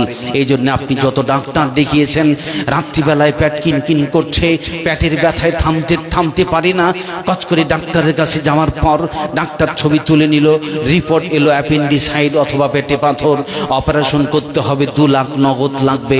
আপনি জমি বিক্রি করে দিয়ে রোগের ট্রিটমেন্ট করবেন, এই রোগটাকে যিনি সেরে দিবেন তিনার নাম হলো আল্লাহ পাক। এই জন্য এই রোগ মুক্তি জীবন গড়তে গেলে একটু আলেমদের হাতে দোয়া নেবেন, মুসাফিরদের হাতে দোয়া নেবেন। আপনার কাছে এই বাগান থেকে সুন্দর সুন্দর ফুল ফুটেছে, এখানে হাফিজ হয়, মাওলানা হয়, সুন্দর একটা এলাকার টাওয়ার, এই সুন্দর টাওয়ারটাকে সাজিয়ে তুলবার জন্যে আব্বা আম্মা নিরমনগর অন্ধকার কবরে শুয়ে আছে। এখান থেকে ফোন করলে কুয়েত কাতার কথা হয়, অথচ আপনার বাড়ির 1 হাত পাশে আব্বার কবর আছে, মায়ের কবর আছে, ভাইয়ের কবর আছে, ইন্টারনেট কাজ করে না। এই জন্য সেই আব্বা আম্মার কবরের আযাব বন্ধ করবার জন্য একটাই উপায়, তার নাম দান খয়রাত। রাসূল বলেছেন, ইন্নাস সাদাকাতা তুতফিউ আযাবাল কবর, নিশ্চয়ই দান খয়রাত কবরের আযাবকে বন্ধ করে দিতে পারে। এর পাওয়ারফুল ক্ষমতা, তার নাম দান। দেখবেন আপনার আব্বাকে পুলিশ ধরে নিয়ে গেছে আর 2-4টা ডান্ডার বাড়ি মেরে দিল। এখন আপনি যুবক ছেলে যখন দেখতেছেন আমার আব্বাকে মারতেছে, আপনি কাঁদতে কাঁদতে বলবেন, স্যার আমার আব্বার গায়ে, বুড়া বাপের গায়ে হাত দিও না, কত টাকা লাগবে জমি বিক্রি করে দেবো, আমার আব্বাকে তুমি মেরো না। বন্ধুরে, পৃথিবীর থানার 2টো বাড়ি দেখে আপনি যদি কাতর হয়ে টাকা বিলিয়ে পুলিশের হাতে দিতে চান, তাহলে পরে আমার আল্লাহ তাবারক ওয়া তাআলা যে ব্যবস্থা রেখেছে তার নাম কবর জগৎ। ঈমান আমল ঠিক না থাকে থাকলে পরে কবরে সাপ কামড়াবে, রোহার হাতুড়ির বাড়ির পিটানি হবে। এই পিটানি কে আটকাবে, কে থামাবে? এর একমাত্র পাওয়ারফুল শক্তি, তার নাম দান খয়রাত। মাশাআল্লাহ মাশাআল্লাহ, আমি নাই বলতে একজন বেনামিতে 10,000 টাকা দান করেছে। জোরে বলো নারে তাকবীর, জোরে আওয়াজ দিয়ে বলো নারে তাকবীর। 10,000 টাকা আমার এক ভাই দান করেছেন, মাদ্রাসার প্রেমের নাম বলেনি। আমি আল্লাহর কাছে দোয়া করি, আল্লাহ তাকে তুমি কবুল করে নাও, বলুন আমিন। আল্লাহুম্মা সাল্লি আলাইহি আল্লাহুম্মা বারিক আলাইহি। আল্লাহ যদি দুটো কথা কবুল করে নেয়, আপনার সংসার জীবন ধন্য।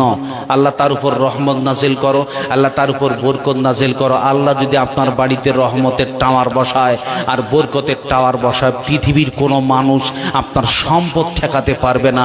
এর নাম আল্লাহুম্মা সাল্লি আলাইহি আল্লাহুম্মা বারিক আলাইহি। আল্লাহ তার জানেমালে বরকত দাও, সংসারে উন্নতি দাও, স্বামী স্ত্রীতে মহাব্বত দাও। আল্লাহ ছেলে মেয়েদেরকে নেক বানাও। আল্লাহ জাহান্নামের আগুন হারাম করে দাও। সকলে বলুন আমিন। আর কেউ বলেন ভাই? 700 করে 2 জন টাকা দান করেছে। আল্লাহুম্মা সাল্লি আলাইহিমা আল্লাহুম্মা বারিক আলাইহিমা আল্লাহুম্মা সাল্লি আলাইহিমা আল্লাহুম্মা বারিক আলাইহিমা। আর কেউ বলেন ভাই? আর কেউ বলেন আল্লাহর বাস্তে একটা করে 1000 টাকা দেন কমসে কম মাদ্রাসার প্রেমে, বেশি বলবো না। শহীদুল ঠিকাদার ভাই আসেন গো, আমার মাদ্রাসাতে আমি আগেই কমিটিকে বলে দিয়েছি, খেলা আপনাদের আগে খেলতে হবে।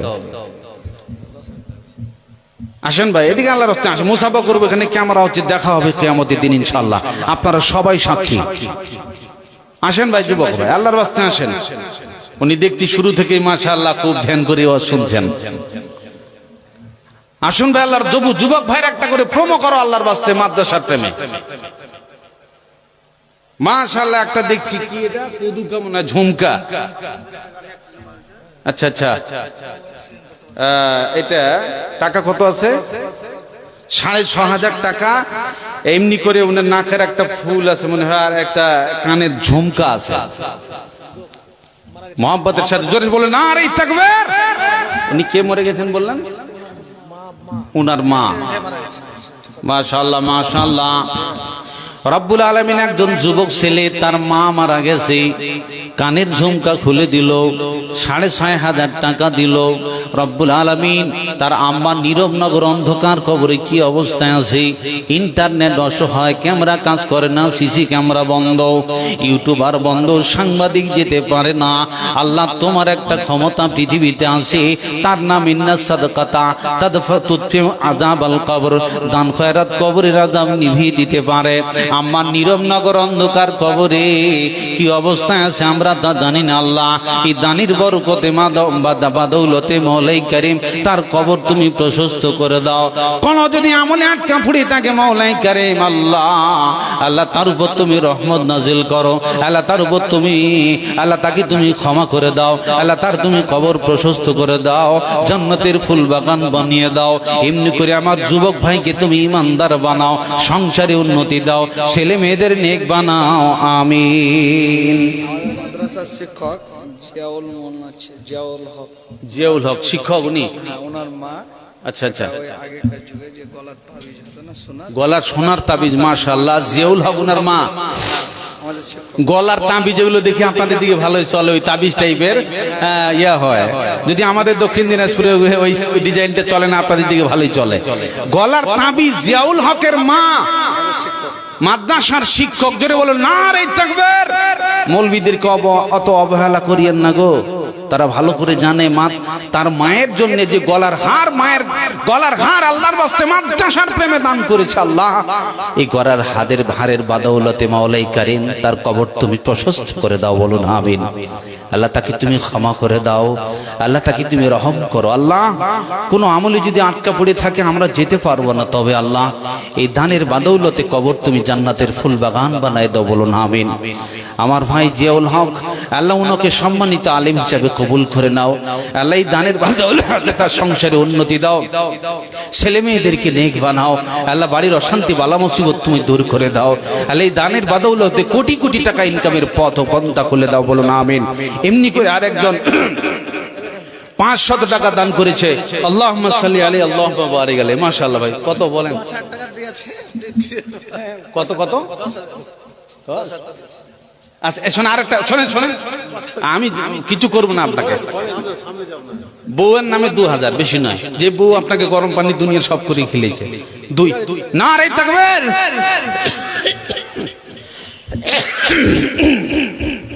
আর কেউ বলেন ভাই? আমার যুবক ভাই, উনি দেখছি মাশাআল্লাহ খুব ধ্যান দিয়ে ওয়াজ শুনছেন। অ্যাকচুয়ালি ওয়াজ ধ্যান দিয়ে শুনতে হয়, মাথায় ঢোকে। যখন মাথায় ঢুকবে সবকিছু বুঝতে পারবেন। তো আমার যুবক ভাই উনি 10,000 টাকা, আর ওনার জন্য আমি আবদার করেছি বিবির নামে 2000, কারণ আমি সমস্ত জালসায় ফলো করেছি। বউ আপনার আর টেনশন আমার। আমি দেখেছি সব জায়গাতে যত মানুষ এসে দান করে, জীবনে কোনোদিন ইচ্ছাকৃত কেউ বউয়ের নামে 1000 টাকা লেখায় না। 50,000 নেন, 30,000 নেন, বাপের নামে আছে, মায়ের নামে আছে, নিজের নামে আছে, বউয়ের নামে খবর নেই। এখন ছোট একটা উদাহরণ আপনাকে দিছি, তাহলে বুঝতে পারবেন। মনে করলেন আমার বাপজি মাশাআল্লাহ 100 টাকার দাতা, আল্লাহুম্মা সাল্লি আলাইহি আল্লাহুম্মা বারিক আলাইহি। আব্বা আমার শ্বশুর শাশুড়ির নামে 200 টাকা, আল্লাহুম্মা সাল্লি আলাইহিম আল্লাহুম্মা বারিক আলাইহিম। আল্লাহ তার দান তুমি কবুল করে নাও, আল্লাহ শ্বশুর শাশুড়িকে তুমি জান্নাতবাসী করে, বলুন আমিন। আমার যুবক ভাই উনি 12,000 টাকা দিয়েছেন, এই আপনার কালিয়াচক সুজাপুরে। এখানে আমি ওয়াজ করতে করতে মাশাআল্লাহ দানের যে কম্পিটিশন, মাশাআল্লাহ। আর একজন ভাই আমার 10,000 টাকা নগদে 5,000, উনি বাকি রেখেছেন 5,000। মাশাআল্লাহ, আল্লাহুম্মা সাল্লি আলাইহি আল্লাহুম্মা বারিক আলাইহি। তো ভাইরা আমার বলছিলাম ওই সুজাপুরে তো 30,000, 20,000, 50,000, 10,000 হুড়পাট, কিন্তু মাঝখানে দেখছি বউয়ের নাম কেউ নেয় না। আমি খালি একটু মুখ খুলে দিলাম, হাগো আপনি 20-30,000 দিলেন, বউয়ের নামে একটু দেন, 2-5,000 করে আল্লাহর ওয়াস্তে দেন। যারা দিছিল 30-20 করে, সবাই বউয়ের নামে 5,000, 2,000, 3,000 করে হুড়পাট করে দান করেছে। বউয়ের দরদ সবাই বোঝে, কিন্তু খেয়াল করে না, খালি বাড়ি যায় একটু রান্না দেরি হলে মাথায় বাড়ি মারতে পারে, এ ফির হুঁশের নারী টনটন। বেনামে একজন মহিলা কানের, বেনামে আরেকজন মহিলা মাশাআল্লাহ কানের দুটা, এগুলা কি বলে জানো? কি বলে এটা? কানের মাছি নাকি? কানের মাছি নাকি, বড় বড় আছে কিন্তু। এই যে দেখেন, হ্যাঁ কানের, মাশাআল্লাহ কানের দুটো খুলে দিয়েছেন আমার বোন। কান মাছি টান মাছি এরকম বলে, মাশাআল্লাহ। আমার মা একজন কানের মাছি তিনি খুলে দিয়েছেন। আল্লাহ সোনার এই সম্পদের জন্য আল্লাহ তোমার কাছে ভিক্ষা চাই মওলাই কারীম, আবার তুমি তার কানের ঝুমকা কিনবার মতো তৌফিক দিয়ে দাও। সকলে বলুন আমিন। আল্লাহ তার সংসারে উন্নতি দাও, ছেলে মেয়েদেরকে নেক বানাও, আল্লাহ সুখময় জীবন দান করো, স্বামীর চিতে মহাব্বত দাও। সকলে বলুন আমিন। প্রিয় ভাই সব, তো এক মিনিট তো মনে করলেন যে আজকে আপনারা দান করছেন, ঠিক নিজের জন্য 5,000 দিচ্ছেন, দেন।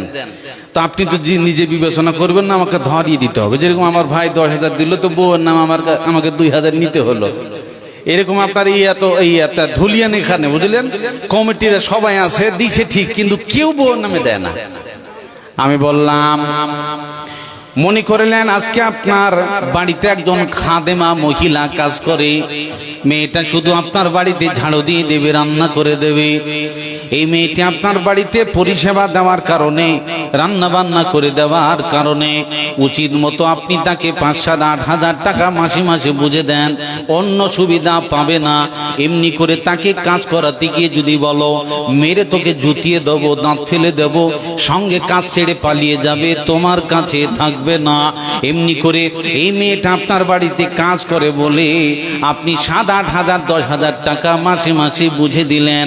এখন আপনি বলেন আপনার যে বিবি আপনার বাড়িতে রান্না বান্না খাবার সবকিছু করে দেয়, আমি যদি সামথিং আপনার হিসাব ধরি, আপনি কাজ থেকে ফিরে আসলেন, লুঙ্গিটা খুলে ফেলে দিলেন, প্যান্টটা খুলে দিলেন, গায়ের পাঞ্জাবিটা খুলে দিলেন, বিবি রে ধুয়ে দাও, এমনি সঙ্গে সঙ্গে ধুয়ে দিতে লাগলো। আমার বুকটা কেমন যেন করতেছে, গরম পানি দাও, সঙ্গে গরম পানি এনে দিল।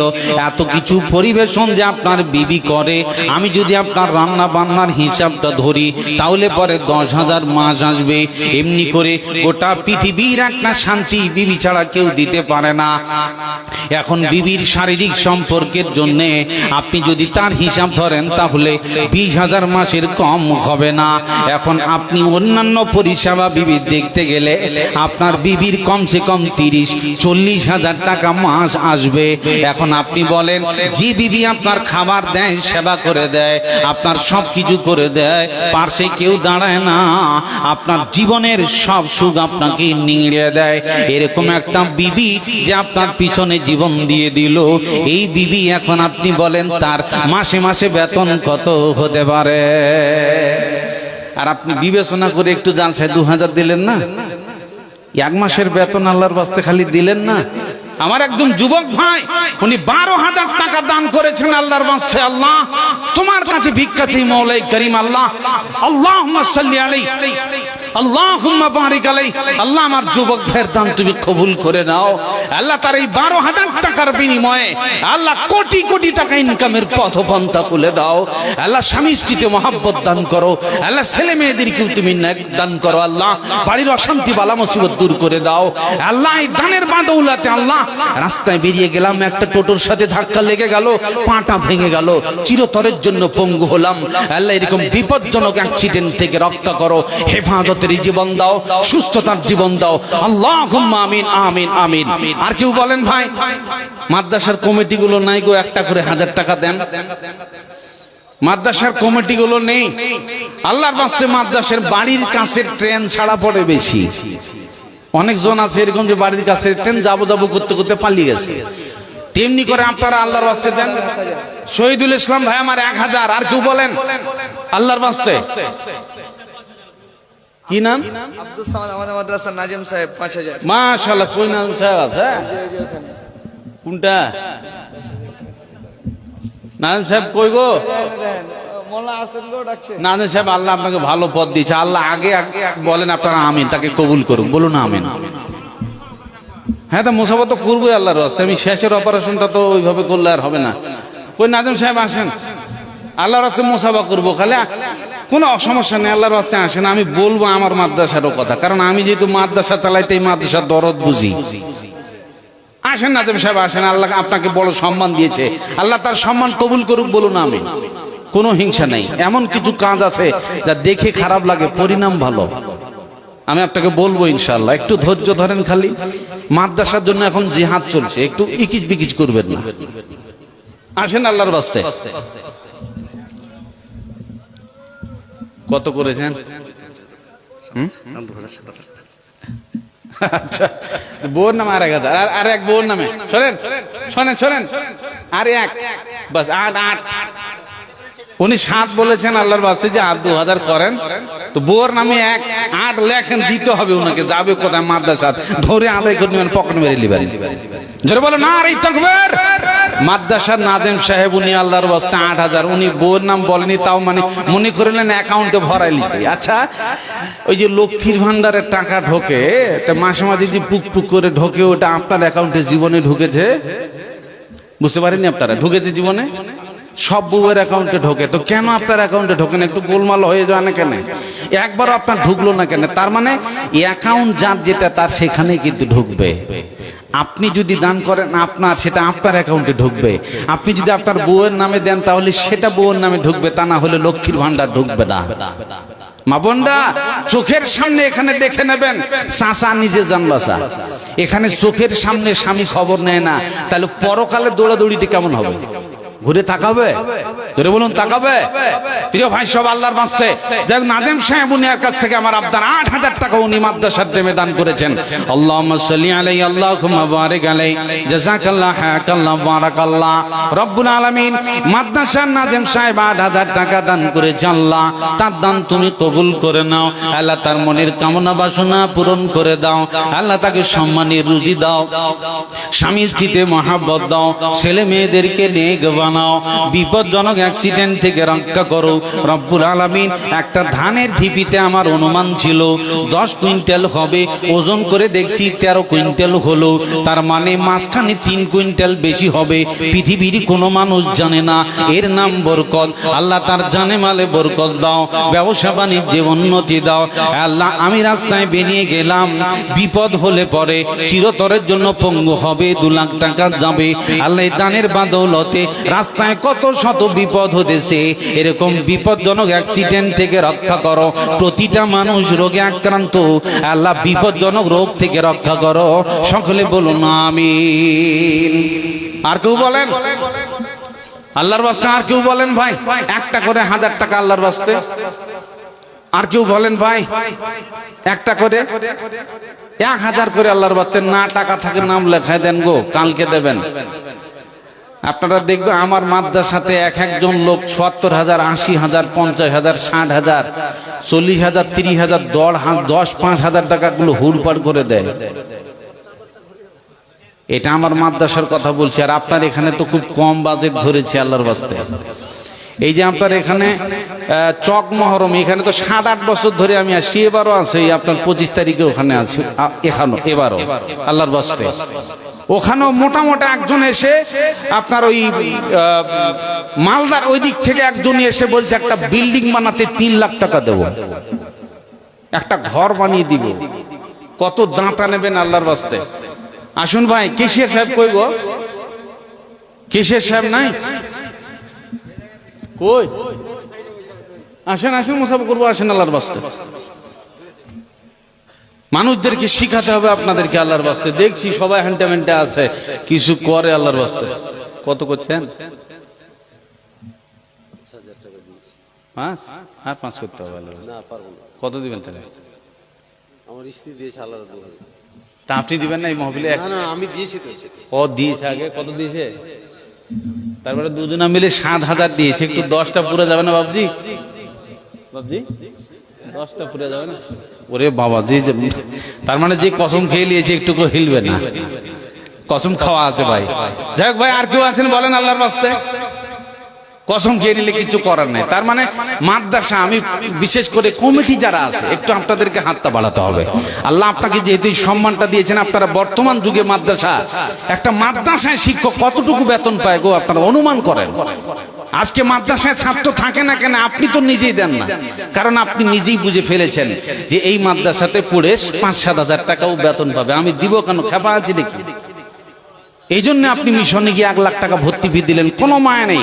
যেই ছেলেটাকে মাদ্রাসায় ভর্তি করলেন, ওর মাদ্রাসার ভর্তি ফিটাই বাকি রেখেছে, আর ওই ফির মাদ্রাসাটাকে টেনে নিয়ে গিয়ে মিশনে ভর্তি করে দিল, টুক করে সঙ্গে সঙ্গে নগদ ফোন পেতে, কোনো বাকির কারবার নাই। এই জন্য সাবধান হন প্রিয় ভাই সব। আর কোন ভাই বলেন 1000 করে টাকা আল্লাহর বাস্তে, নিজের নামে, আব্বার নামে, স্বামীর নামে, স্ত্রীর নামে, ছেলে মেয়ের নামে, এমনি করে যত রকমের বিপদ মুসিবত থেকে বাঁচবার জন্য দান করবেন, বিপদ থেকে বেঁচে যাবেন। আসুন কোন ভাই, টাকা আল্লাহর সম্পদ, আল্লাহর, ওই আল্লাহর টাকা আল্লাহর রাস্তায় বিলিয়ে দাও। যাইতে হবে পরপারে, সোনারি অঙ্গ তোমার মাটিতে মিশাবে। আসুন ভাই আমার এক বাবজি, উনি দিয়েছেন 1000 টাকা দাতা। আল্লাহুম্মা সাল্লি আলাইহি, আল্লাহুম্মা বারিক আলাইহি, জাযাকাল্লাহ, হায়াকাল্লাহ, বারাকাল্লাহ। রব্বুল আলামিন আর এক বাবজি 1000 টাকা দান করেছে। আল্লাহ তার দান তুমি সদরে গ্রহণ করে নাও। আল্লাহ সুখময় জীবন দান করো, হেফাজতের জীবন দাও। এমনি করে আর এক যুবক ভাই আমার, উনি দিয়েছেন 800 টাকা। এমনি করে যার যা আছে আল্লাহর রাস্তায় 200-500 করে দিয়ে যান, দোয়া করে দেবো। আর এক ভাই আমার 800 টাকা দান করেছে। আল্লাহুম্মা সাল্লি আলাইহি, আল্লাহুম্মা বারিক আলাইহি, জাযাকাল্লাহ, হায়াকাল্লাহ, বারাকাল্লাহ। কি উদ্দেশ্যে, কি নিয়তে দান করেছে আল্লাহ তুমি জানো। আল্লাহ মনের কামনা বাসনা পূরণ করে দাও। আল্লাহ বাড়ির অশান্তি বালা মুসিবত দূর করে দাও। আল্লাহ ছেলে মেয়েদেরকে নেক বানাও। আল্লাহ 800 টাকার বাদৌলতে, 1000 টাকার বাদৌলতে লক্ষ লক্ষ টাকা ইনকামের পথ পন্থা খুলে দাও। সুস্থতার জীবন দাও, হেফাজতের জীবন দাও। আমিন আমিন। আর কেউ আসেন গো আল্লাহর বাতে, যার যা আছে দিয়ে যান, শুধু দোয়াটা করে দেবো। যাইতে হবে পরপারে। ওই সেক্রেটারি সাহেব কই গো? সকালেরটা বাঁধতে না, নগদ যা পাও হাত পেতে নাও, বাকির খাতা শূন্য থাক। সকালে যদি আপনারাই করবেন তা আমাদের কি খেলাতে ডেকেছেন নাকি? সকালে কিন্তু এই দোকান আর থাকবে না, এখন মুসাফিরের দোয়া হবে। ভাই আল্লাহর রাতে আসেন, আসেন শেষে, দেরি করি না, ব্যাটারি ফুটছে। মাশাআল্লাহ, খুব হাঁটতে হাঁটতে মোটা কাটা লাগছে। কত কি করেছেন? 10,000 দিয়েছেন আগে আগে ঠিক আছে, ঠিক আছে। হ্যাঁ মাশাআল্লাহ মাশাআল্লাহ। আমার যুবক ভাই মোটা হলো 10,000 টাকা উনি মাদ্রাসার টিমে দান করেছেন। আল্লাহুম্মা সাল্লি আলাইহি আল্লাহুম্মা বারিক আলাইহি জাযাকাল্লাহ হাকাল্লাহ বারাকাল্লাহ রব্বুল আলামিন। আমার যুবক ভাই উনি 10,000 টাকা মাদ্রাসার টিমে দান করেছে। আল্লাহ কি উদ্দেশ্যে জানি না, আল্লাহ তার মনের কামনা বাসনা পূরণ করে দাও, তার বাড়ির অশান্তি বালা মুসিবত দূর করে দাও।